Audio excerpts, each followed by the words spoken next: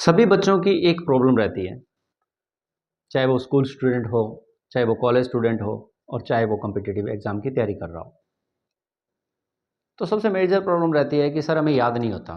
हम बार बार पढ़ते हैं, हम बार बार रिवीजन करते हैं, लेकिन हमें याद नहीं होता। कुछ बच्चे कहते हैं सर हमारे पास उतना टाइम नहीं मिलता कि हम सारे सब्जेक्ट कवर कर पाएँ। तो इन सभी समस्याओं का समाधान लेकर के आज हम आपके पास सामने आए हैं।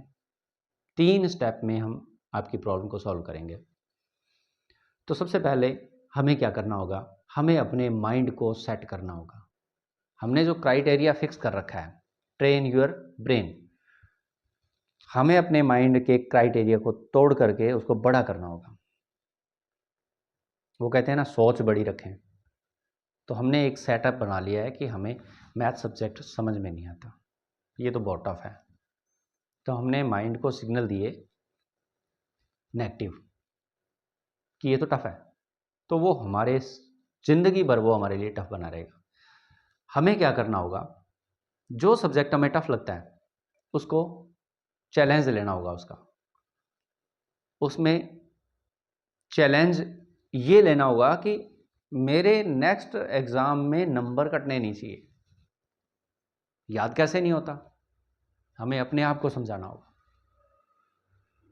और उस सब्जेक्ट पे हमें वर्क करना शुरू करना पड़ेगा। मतलब ये कि हमारे माइंड का जो क्राइटेरिया है उसको बढ़ाना होगा। दूसरा स्टेप, टाइम टेबल। जिस आदमी ने अपने टाइम को मैनेज कर लिया, दुनिया की कोई ताकत उसको हरा नहीं सकती। सभी के पास 24 घंटे हैं, टॉपर के पास भी 24 घंटे हैं और डल के पास भी 24 घंटे हैं, एवरेज स्टूडेंट के पास भी 24 घंटे हैं। तो 24 घंटे तो सभी के पास है। हमें क्या करना होगा? इन 24 घंटों को 3 हिस्सों में बांट लेना है। 888 नियम पे हमने काम करना है। 888 नियम क्या कहता है? 8 घंटे हम अपने लिए, अपने परिवार के लिए, अपने रिश्तेदारों के लिए और घर के कामों के लिए लगा देने हैं। दूसरे 8 घंटे हमें रेस्ट के लिए लगाने हैं, सोने के लिए लगाने हैं। तीसरे 8 घंटे हमें अपना फ्यूचर बदलने के लिए लगाने हैं, और वो भी बहुत इम्पोर्टेंट है। एकाग्र होकर के हमने उस 8 घंटों में काम करना है। और 8 घंटों में आप 1 घंटा एक सब्जेक्ट को दो तो 8 सब्जेक्ट आपके कंप्लीट होते हैं। 8 एक टॉपिक दो तो 8 टॉपिक कंप्लीट होते हैं आपके। अब 8 घंटे आप चाहे तो सोने में गुजार दो और चाहे उसे सोना बनाने में गुजार दो, वो आप पे डिपेंड करता है। तो ये तो हुआ टाइम मैनेजमेंट। अब लर्निंग मेथड, सबसे important learning method. Learning method में मैं आपको कहूँगा कि आपका जो पढ़ने का तरीका है वो बिल्कुल ही गलत है। ये हकीकत है कि आपका जो पढ़ने का तरीका है वो बिल्कुल गलत है। अब होना क्या चाहिए? टीचिंग मेथड में, लर्निंग मेथड में आपके पास विजुअलिटी होनी चाहिए। ठीक है, देख करके पढ़ रहे हैं, लेकिन उसकी इमेज माइंड में सेट होनी चाहिए। जैसे हम हिस्टोरिकल पैलेस पे जाते हैं, वहाँ हम कोई किले को देखते हैं, उसमें जितनी भी नक्काशी है, जितने भी उसमें औजार पड़े हैं, जितने भी उसमें उससे रिलेटेड हिस्ट्री है, वो हम देखते हैं तो हमारी माइंड में एक इमेज सेट हो जाती है और वो हम उसके ज़िंदगी भर नहीं भूल पाते और वो हमारी परमानेंट मेमोरी में सेव हो जाती है।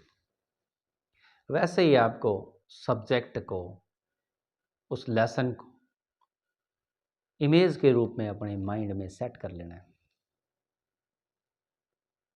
तो ये होती है विजुअलिटी। उसकी स्टोरी बना लो, चाहे वो साइंस है तो भी उसकी स्टोरी बना करके दिमाग में फिट कर लो, ऐसा किया था, ऐसे हुआ था, ऐसा किया था, ऐसे हुआ। वो सारी की सारी आप माइंड में सेट करते जाओ। फिर आपको क्या करना है? एग्ज़ाम में लिखना ही तो है उस स्टोरी को। दूसरी महत्वपूर्ण बात, यूज़ योर सेंस। अपने सेंस का इस्तेमाल करो। अब तक आप क्या करते आए हो? सिर्फ पेज पलटते आए हो, सिलेबस कंप्लीट। फिर दूसरी बार रिवीजन में से पेज पलटे, सिलेबस कंप्लीट। तो बेटा ऐसे तैयारी नहीं होगी। आपने नोट देखा 10 का, हज़ारों लाखों बार देख लिया होगा। अगर मैं बोलूं कि उसकी इमेज ड्रॉ कर दो तो क्या कर पाओगे? नहीं कर पाओगे, क्योंकि आपने उसको सिर्फ देखा। नोट्स भी तो आप देखते हो, आप अपने बुक्स भी तो आप देखते ही हो, देखते ही चले गए, 2-3 बार देखी, 10 बार देखी, अब कैसे याद होगा? नहीं याद होगा। जब तक उस नोट की इमेज हमारे माइंड में सेट नहीं होगी तब तक आप उसको ड्रॉ नहीं कर पाओगे। तो हमें क्या करना है, हमें सेंस सारे इस्तेमाल करने हैं।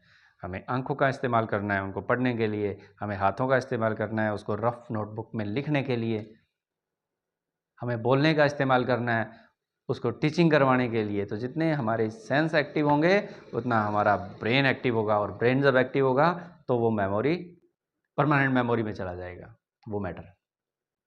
तीसरा टॉपिक है हमारा टीच अदर, अर्थात दूसरों को पढ़ा डालो। जितना आपने मैटर याद किया वो दूसरों को पढ़ा दो। आप बोलोगे सर हमारी तो दोस्त ही नहीं है, हम किसको पढ़ाएं, हमारे पास तो क्लास नहीं है, हम किसको पढ़ाएं। खुद को पढ़ा डालो। अगर आपके पास कोई दोस्त नहीं है, घर पे आपके कोई सुनने वाला नहीं है, तो आप खुद से क्वेश्चन पुटअप करो। जितना आपने मैटर याद किया खुद से पूछो, खुद को आंसर दो। इससे क्या होगा?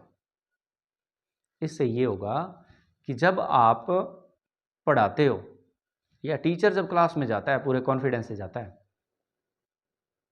वो किस लिए कॉन्फिडेंस होता है उसमें? क्योंकि उसने टॉपिक को अच्छे से रीड किया है, उसने अच्छे से उस टॉपिक को स्टोरी बना करके अपने माइंड में सेट कर लिया, तो वो क्लास में बोलता है। तो आप भी उस टॉपिक को अच्छे से पढ़ोगे, और जब पढ़ाने की बारी आएगी तो उसको, उस लेसन को डिलीवर करोगे तो वो अपने आप याद रह जाएगा। तो इन मेथड्स को यूज़ करके आप अपने भविष्य को आज ही उज्जवल बना सकते हैं।